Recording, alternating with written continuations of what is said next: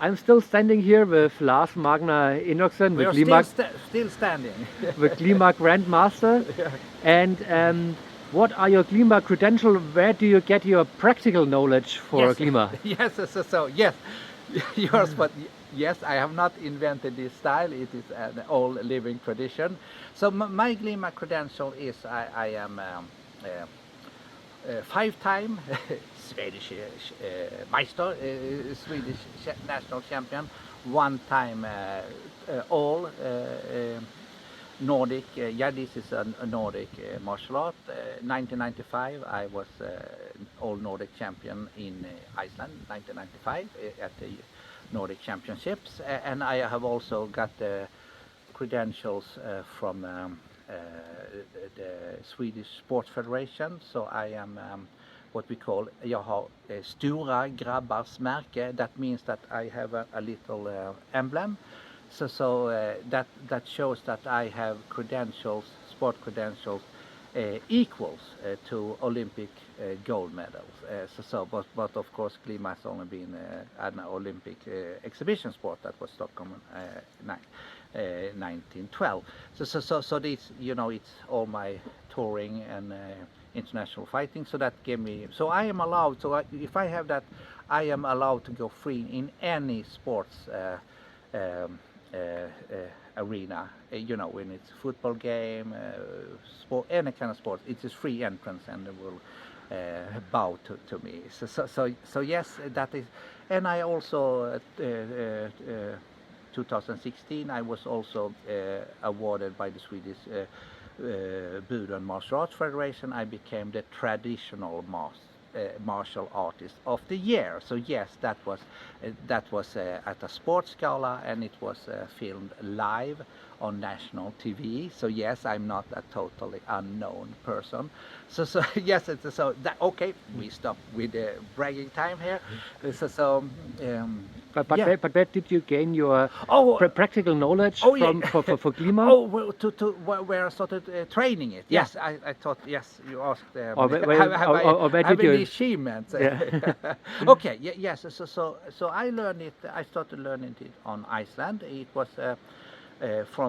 So my grandmaster, or actually I had two grandmasters. That was Thorsten Einarsson. So Thorsten Einarsson, I started training Glima 1989. So Thorsten Einarsson, he was the Minister of Sports on Iceland between 1941 to 1981. So yes, he was not an unknown person, and so he was one of the last advocates for the old style that we call Lasertech, because yes, belt Glima was already accepted as Iceland's national sport, but that is a very refined and very technical, very dense style. I love it, because it taught me how to be smooth in the movement and use tripping techniques, and then it was Thorsten Christiansson. He was born in 1901,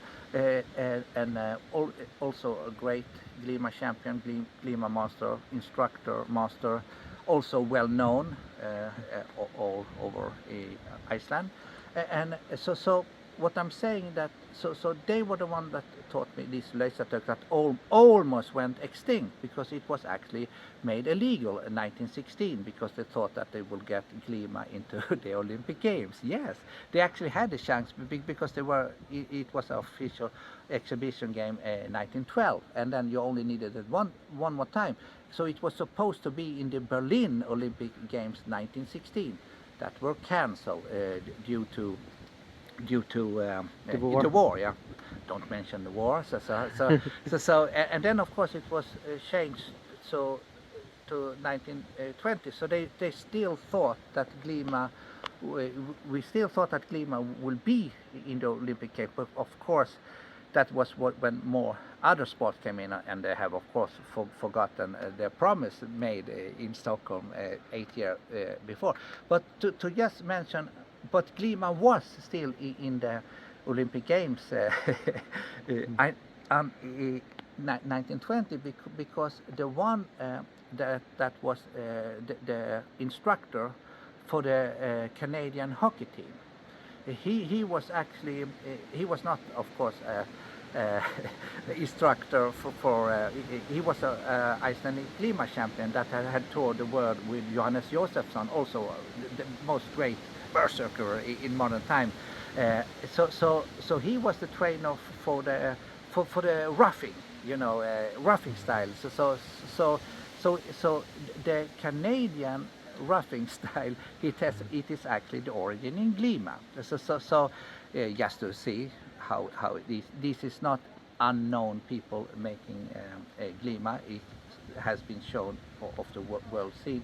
But yes, so I learned it from people connected to that, and also the great Armand Jott Laurusson. He was unbeaten 14 years in Glima, and he was also, now we are in the 1950s. So in the 1950s, the army base at Keflavik, they have army base there, and those from the American military, they wanted to fight Glima champions. So he was fighting against, the freestyle, catch-as-can wrestling, and they did it on the steel ships, So of course they didn't like to be thrown there. So all these masters, they were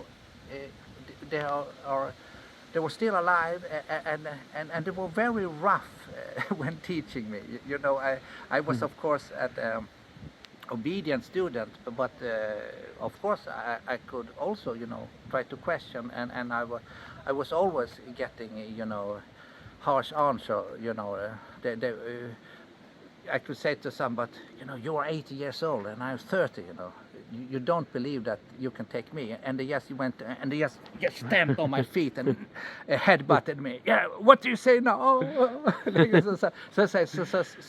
So they actually.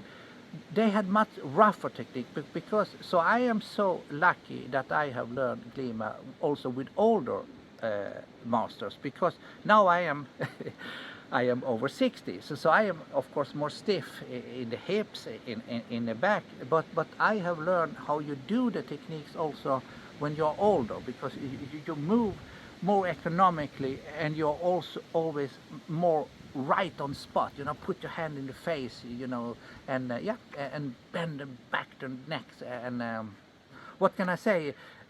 I don't know. Have I answered your question? Yes, and there's another question: is there a living tradition of Glima? Because sometimes it's said there's no living tradition, but but what can you answer to these questions? Yes.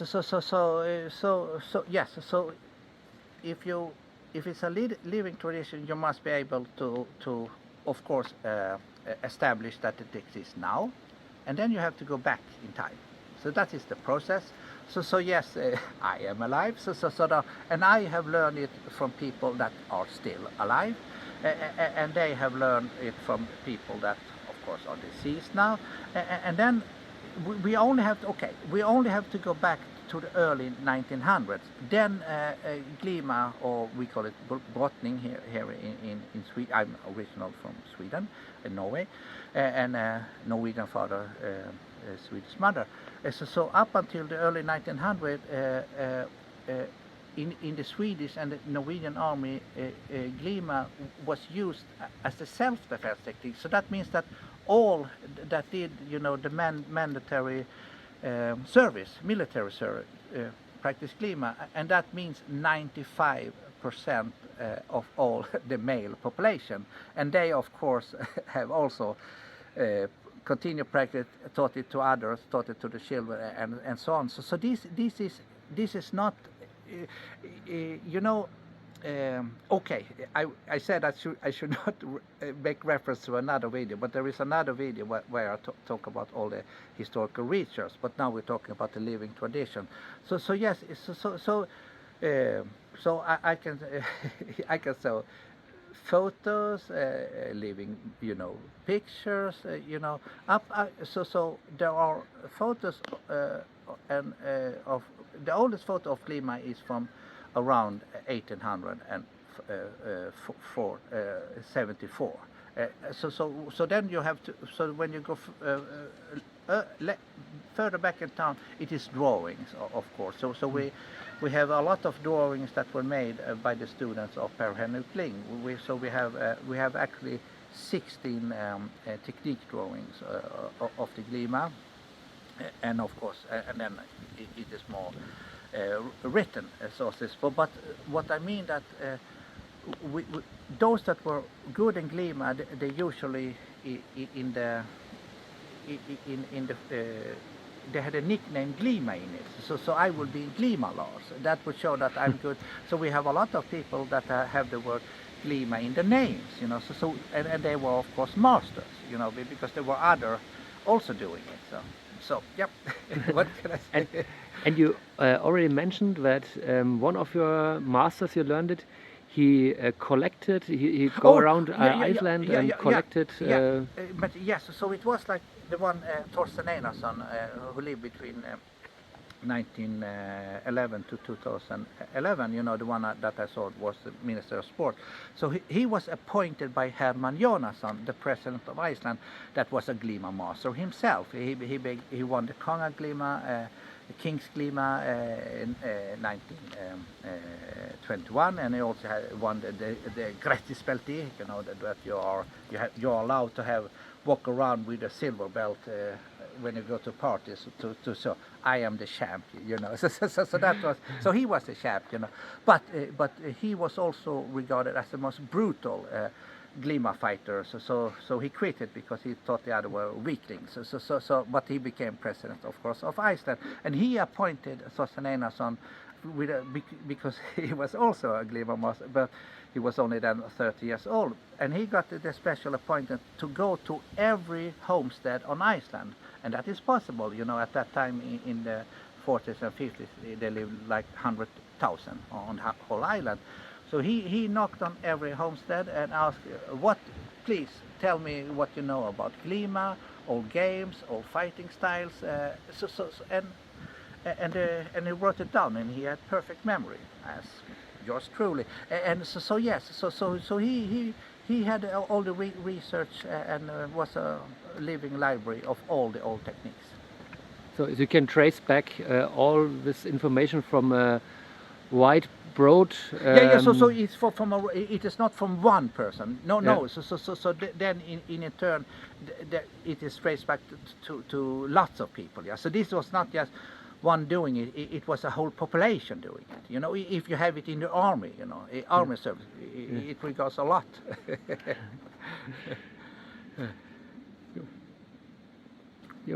Thank you. Thank you.